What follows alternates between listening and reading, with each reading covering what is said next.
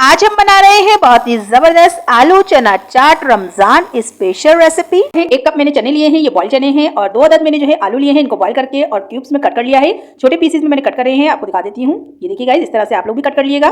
मैंने ली है 2 से 3 अदद हरी मिर्च, इसको बारीक कट कर लिया है। चाट मसाला लिया है 1 टीस्पून, गरम मसाला लिया है 1/2 टीस्पून, लाल मिर्च पाउडर लिया है 1/2 टीस्पून, और कुटी हुई लाल मिर्च ली है मैंने 1 टीस्पून, नमक 1 टीस्पून, और 2 अदद जो है मैंने टमाटर लिए हैं गाइस, इनको बारीक कट कर लिया है। और थोड़ा सा तकरीबन 1/2 टीस्पून के करीब मैंने इसमें लिया है लहसुन का पेस्ट, और 1 अदद मैंने दरमियानी प्याज ली है, इसको भी बारीक कट कर लिया है, आप देख सकते हैं। तो चलिए गाइस, इसको बनाना स्टार्ट करते हैं। मैंने एक कढ़ाई में 1/3 कप ऑयल डाल दिया है, इसको गर्म कर लिया है। अब मैंने सबसे पहले इसमें प्याज डाली है, और प्याज को जो है हम ब्राउन कर लेंगे। देखिए हमारी प्याज जो है ब्राउन हो चुकी है। अब हम इसमें टमाटर डाल देंगे, और जो लहसुन इसमें हमने डाला हुआ था वो दोनों चीजें इसमें डालकर अच्छी तरह मिक्स करेंगे।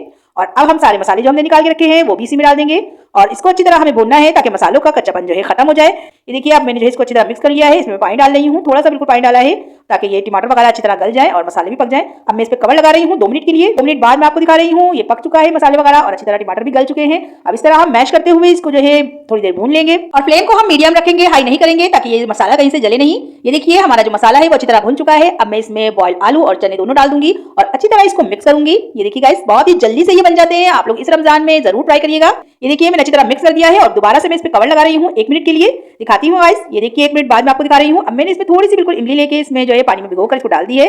अब अच्छी तरह हम मिक्स करेंगे, अगर आप चाहें तो इमली को स्किप भी कर सकते हैं।